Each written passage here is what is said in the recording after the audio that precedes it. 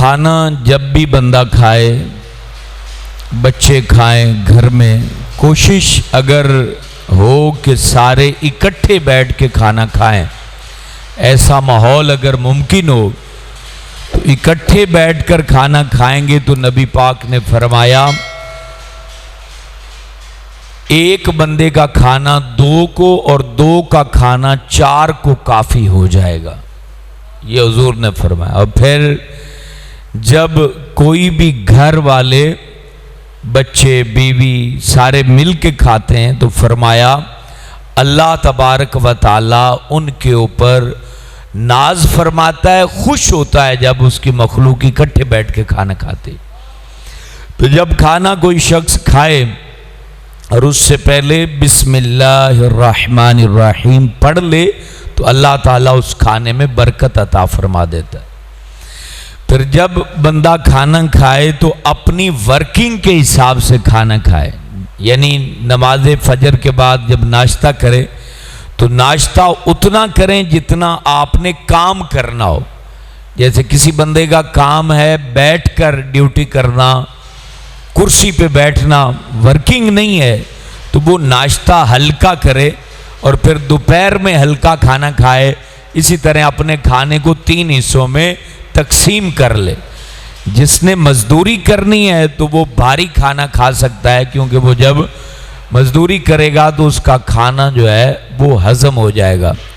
نبی پاک علیہ الصلوۃ والسلام کو کھانوں میں گوشت پسند تھا۔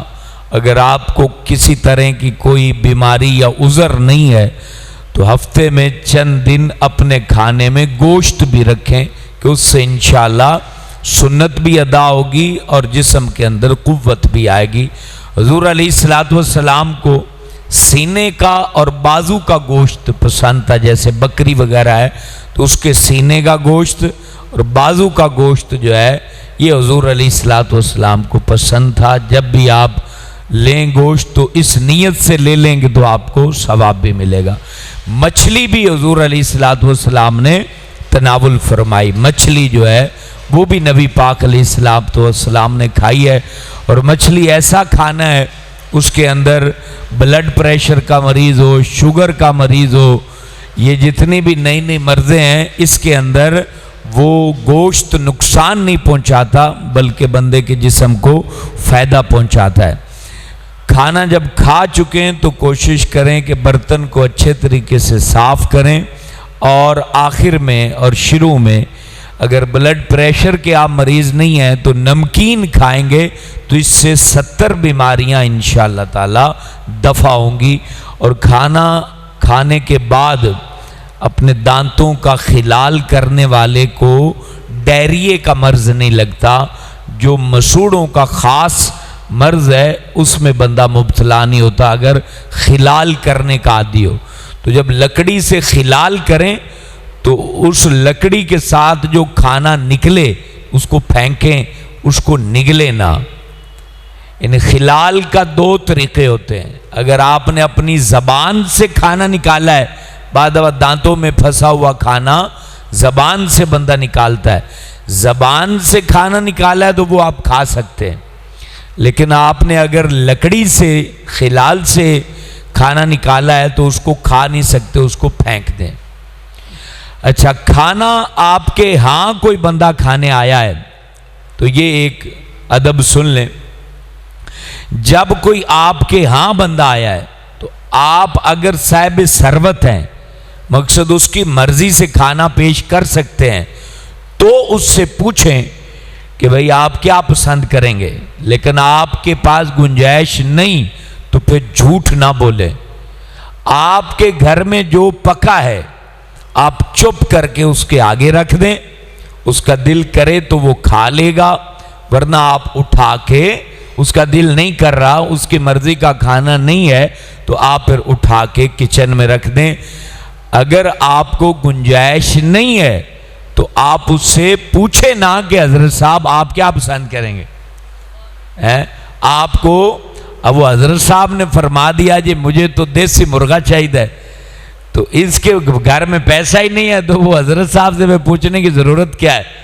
وہ چاہے آپ کا مرشد ہو، استاد ہو، کوئی بھی بندہ ہو، آپ قرضہ لے کے کسی کی دعوت نہ کریں، یہ منع کیا گیا۔ اب یہ چیز اگر ہمیں پتا ہو تو جو تیجے 40ویں میں لوگ قرضہ اٹھاتے ہیں، گناہ کا کام ہے۔ جو ویسے بھی تیجے پر 40ویں پر دیگیں چڑھانا شریعت میں ویسے ہی منع ہے، کیونکہ وہ سوگ ہے، افسوس ہے، اور افسوس پر کبھی دیگیں چڑھی ہیں بھلا؟ ایک تو اس کی اماں مر گئی ہے، اور دوسرا برادری والے اس کا دماغ خراب کرنے آ گئے، جی تو مرغا کرو تو یہ کرو تو وہ کرو۔ آپ اتنی دعوت کریں جتنی رب نے آپ کو ہمت دی ہے۔ اب کئی ایسے لوگ ہیں، یہ ایک ولی اللہ حضرت فضیل بن عیاض بڑی پیاری بات کہی، کہا کہ کیا کریں اب لوگوں کے ہاں آنا جانا کم ہو گیا۔ پوچھا گیا کیوں کم ہوا؟ کہتے اب لوگ تکلفات میں پڑ گئے۔ مطلب یہ دعوت کا اصول ہے کہ آپ کے گھر میں جو دوست آیا ہے، آپ اس کو زیادہ سے زیادہ اتنا کھانا پیش کر سکتے ہیں جتنا آپ خود کھاتے ہیں۔ مثال کے طور پر آپ کے بچوں نے کبھی گوشت دیکھا نہیں، اور آپ اپنے پیر صاحب کے سامنے روسٹ رکھ کے بیٹھے، آپ اپنے بیلیوں کے سامنے دیسی مرغا پکا کے بیٹھے، تو آپ کے بچوں نے تو کبھی دیسی مرغا کھایا نہیں۔ تو یہ دعوت منع ہے۔ اتنی کریں جتنی ہمت ہے، اور جتنا آپ اپنے بچوں کو کھلاتے ہیں۔ اس سے تو بچے بھی آپ کے ڈسٹرب ہوں گے نا، کہ ہمیں تو کبھی ہمارے ابو نے فروٹ نہیں کھلائے، اور فلانا آیا تھا تو انہوں نے جناب یہ کچھ لگا دیا۔ اسلام دیکھو ہماری ساری تربیت کرتا ہے، ہر پہلو میں تربیت کرتا ہے۔ اچھا، اس کے بعد اگلی بات، آپ کسی کے ہاں چلے گئے، اب آپ کے دو انداز ہوں گے، یا تو آپ ان کے پاس کھانے کے ٹائم پہنچے ہیں تو آپ نے ان کو بتایا نہیں ہے کہ میں آ رہا ہوں، اور وہ سامنے والے کھانا کھا رہے ہیں، آپ اسی وقت پہنچ گئے ہیں، تو کہا کہ اب ان کے ہاں کھانا نہ کھاؤ، کیونکہ ہو سکتا ہے انہوں نے روٹی تھوڑی پکائی ہو اور آپ نے تو ان کو بتایا نہیں، آپ اچانک چلے گئے ہیں، تو اب آپ ان کے ہاں کھانا نہ کھاؤ۔ وہ کہیں بھی تو نہ کھانا کھاؤ، اگر وہ مجبور بھی کریں، اچھا وہاں پھر دسترخوان کی حالت بتا دے گی، اگر کھانا وافر ہے تو آپ بیٹھ کے کھا لو، گھر والے بتا رہے ہیں، لیکن اگر کھانا ہی وہ 3 روٹیاں ہیں، تھوڑی سی دال پڑی ہے، غریب بندہ ہے، تو اب آپ اس کو کھانے دو تاکہ اس کی تو بھوک مٹ جائے اور وہ اچھے طریقے سے کھانا کھا لے۔ اچھا، اگلی بات، جب آپ کو طلب ہو کہ آپ دور جا رہے ہیں اور آپ اپنے دوست کو کہہ رہے ہیں، تو آپ اس کو بتا دیں کہ میں آپ کے پاس کھانا کھاؤں گا۔ جب آپ اس کو بتا دیں گے نا، اس کے لیے آسانی ہو جائے گی، وہ آپ کے پہنچنے تک کوئی نہ کوئی بندوبست کر کے دال روٹی کر لے گا اور وہ پکا لے گا۔ یہ سنت طریقہ ہے، یہ شریعت کو مطلوب ہے کہ آپ نے کہیں جانا ہے اور وہاں کھانا آپ کو کھانا ہے، تو آپ اس کو پہلے اطلاع دے دو کہ میں آپ کے پاس آ رہا ہوں، اور آپ کے پاس کوئی اطلاع دے کے آ رہا ہے تو آپ اتنا کھانا پکاؤ جتنا آپ کو گنجائش ہو۔ اچھا، پھر اتنا کھانا پکاؤ، پوچھ لو کہ مہمان کتنے ہیں، 4 ہیں تو 4 کا کھانا پکاؤ، 8 کا نہ پکاؤ۔ اس کا وجہ یہ ہوتی ہے، جب آپ کے پاس مہمان 4 آئے، کھانا 8 کا پکا دیا تو ضائع ہو جاتا ہے، وہ آپ پھینک دیتے ہو۔